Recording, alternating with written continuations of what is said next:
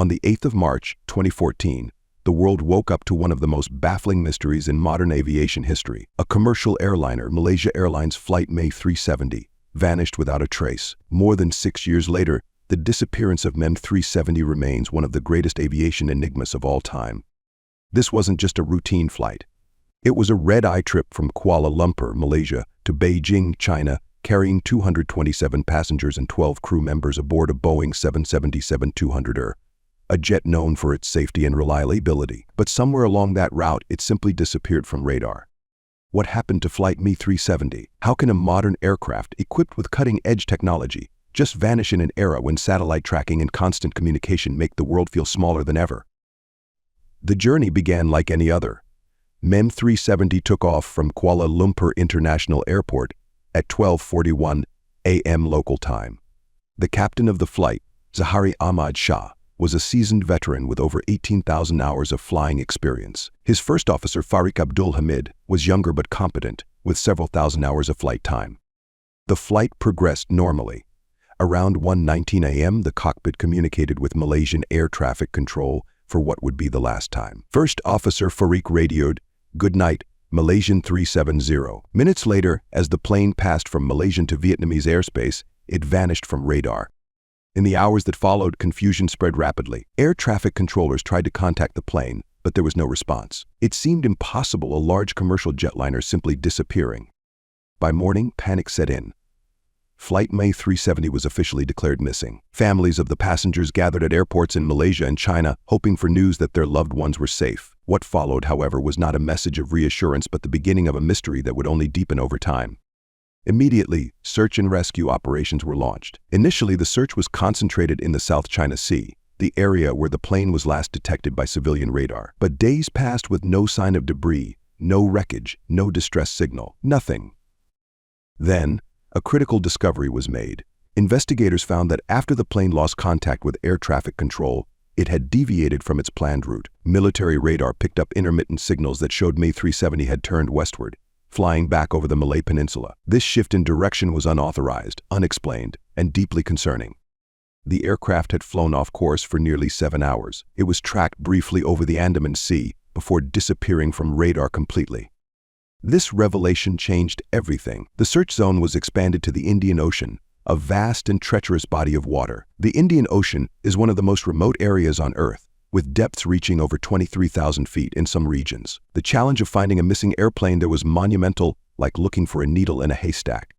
While no immediate wreckage was found, a breakthrough came months later in July 2015. On Reunion Island, off the coast of Madagascar, a piece of debris was discovered, a flaperon from a Boeing 777. It was the first tangible evidence that MH370 had crashed into the ocean. The debris was confirmed to be from the missing flight, but the mystery was far from solved.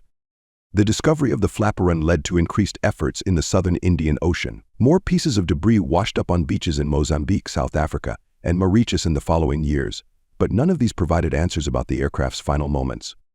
So what really happened aboard MH370? There are numerous theories, ranging from technical malfunctions to more sinister scenarios. Let's examine some of the most widely discussed. One of the first theories posited was that the aircraft suffered a catastrophic failure, perhaps a fire, electrical failure, or decompression led to the loss of communication and incapacitated the crew. But the Boeing 777 is designed to be resilient against such events. Even in cases of cabin decompression, pilots are trained to descend to a breathable altitude and establish communication. The plane's erratic route, particularly its deliberate westward turn, also suggests human intervention. Another theory points to a hijacking or a terror attack, but no group claimed responsibility, and there was no evidence of struggle or distress calls. The background checks of passengers and crew revealed no red flags, except for the captain Zahari Shah. Some speculate that he may have deliberately diverted the plane, based on data recovered from his flight simulator. Investigators found that Zahari had plotted a course over the southern Indian Ocean on his personal device. While not definitive proof, this raised questions about his state of mind in the lead-up to the flight. However, Zahari's family and friends firmly deny these allegations. They describe him as a dedicated professional with no signs of depression or distress. Other experts argue that the simulator data could have been part of routine practice for an experienced pilot. Then there's the theory of a deliberate act of sabotage. Some believe that someone in the cockpit or cabin tampered with the aircraft systems. After all, MH370's transponder, which transmits the plane's location to air traffic control, was manually switched off, and the plane's change in course appeared intentional. But who could have done it? Was it the pilot, the first officer, or perhaps someone else on board? And why?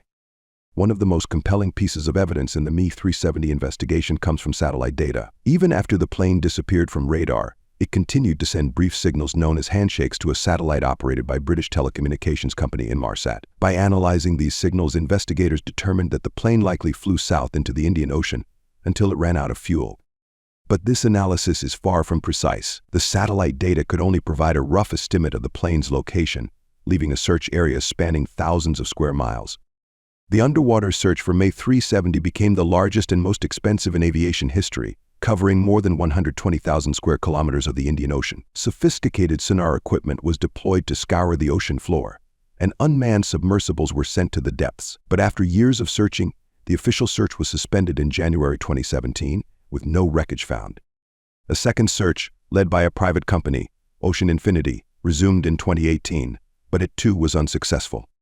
For the families of the 239 people on board, the absence of answers is devastating. They are left in a state of perpetual uncertainty, torn between hope and grief. Many continue to press for further investigation, unwilling to accept that the truth about MH370 might never be known. So what did happen to Malaysia Airlines flight MH370? As of today, the most widely accepted theory is that the plane crashed somewhere in the southern Indian Ocean, far from any land, but the exact sequence of events remains a mystery. Some believe we will never know the full story, that the plane is lost to the ocean, its secrets lying deep beneath the waves. Others hold out hope that one day new technology or a lucky discovery will provide closure. Until then, MH370 remains an unsolved enigma, a reminder of the vastness of our world and the fragility of modern technology. In an age where we are constantly connected, the disappearance of flight MH370 is a stark reminder of how much we still don't know, how even in this modern era, there are forces beyond our control and mysteries that may never be solved. For the loved ones of those aboard, the search for answers continues, and for the rest of us, the story of MH370 serves as a haunting reminder that some questions may remain unanswered forever. Flight MH370, vanished but never forgotten.